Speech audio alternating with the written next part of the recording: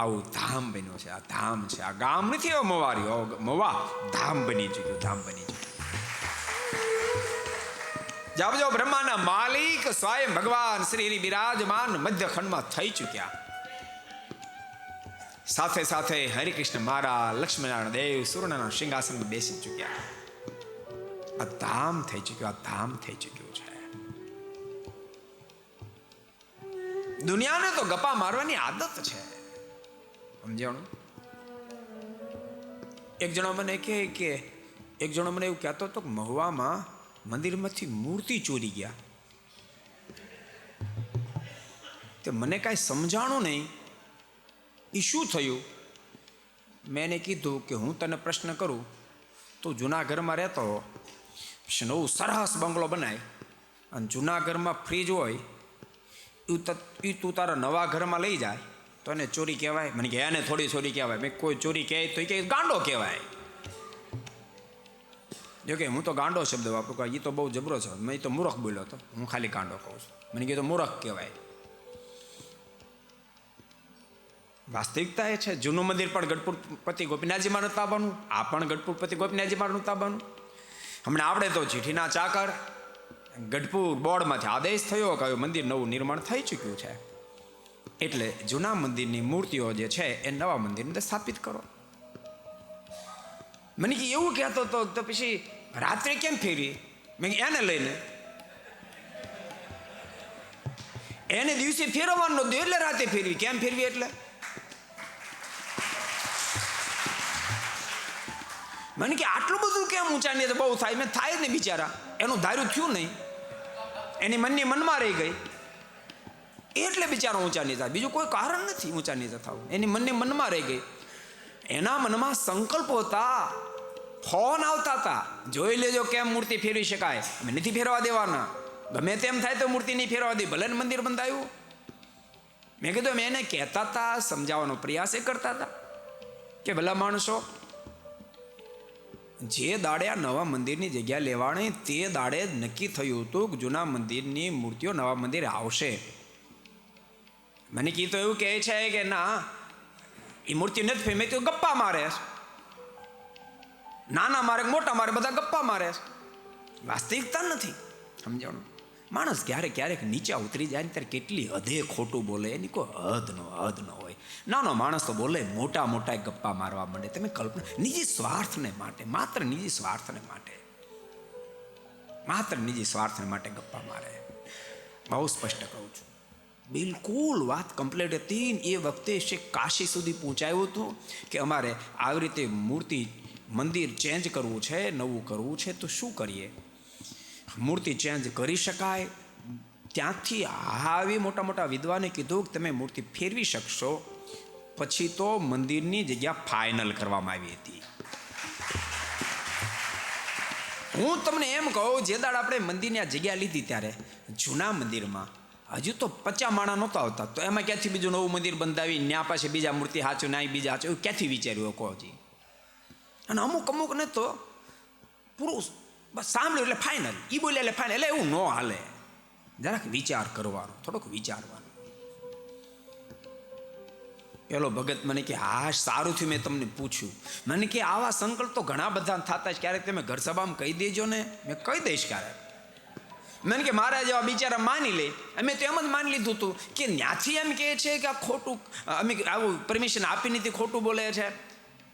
મેં કીધું એને શું કહેવું આપણે? મેં જરૂર જવાબ આપી દઈશ. મને કે એ મને તો ખબર નહોતી કે જૂનું મંદિર ગોપીનાથજી મારું, તો આ ગોપીનાથજી મારું તમે વાત કરી અમને તો હાવ ફિટ થઈ ગઈ કે ભાઈ જૂના ઘરમાંથી નવા ઘરમાં જાય તો સહજ જૂના ઘરની વસ્તુ નવા ઘર લઈ જાય, એમ લાવ્યા. અને તમને એમ કહું, ચોરીને લાવ્યો તમને ખબર શું? બે મૂર્તિ નહોતી મળતી, ચોરીને લઈ આવે. આ મૂર્તિ જો તમે માર્કેટમાં જે એનો ભાવ હોય એ ભાવને તમે લાવો તો મૂર્તિના 10 લાખ રૂપિયા થાય.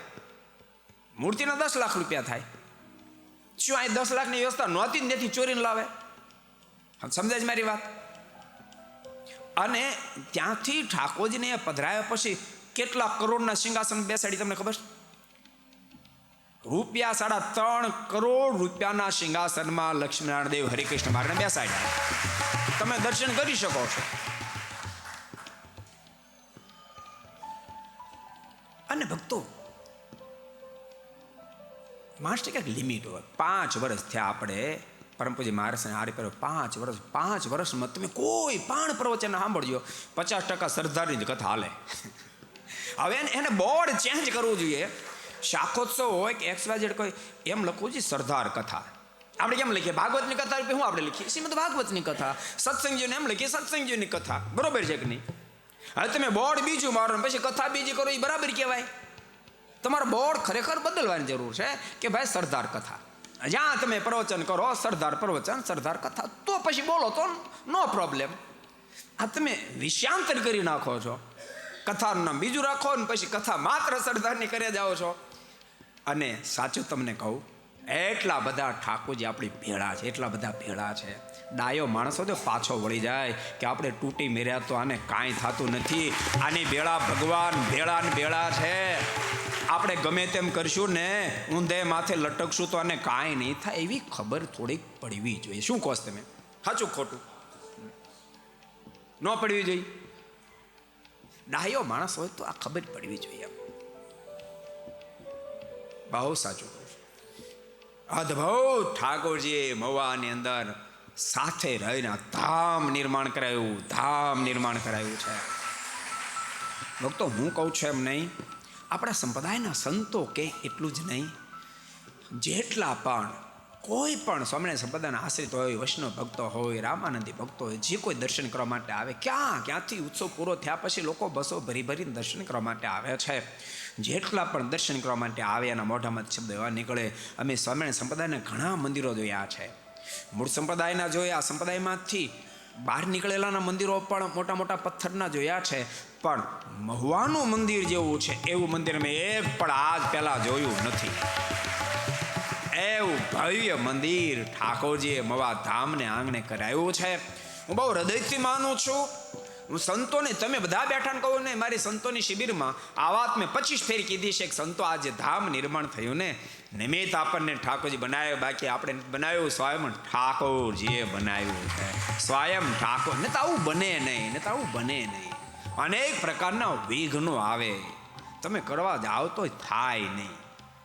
તમારા મનમાં તેમ હોય કે વાવણી વાવીએ ને વીઘે 25 મણ મગફળી થાવી, પણ વરસાદ થાય ને હો, ન તો બિયારણે જાય, ન જાય.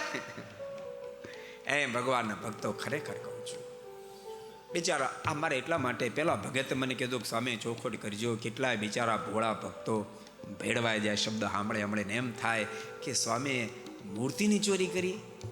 એલા ભલા મણા, અનેક લોકોને મૂર્તિઓ મેં આપી છે,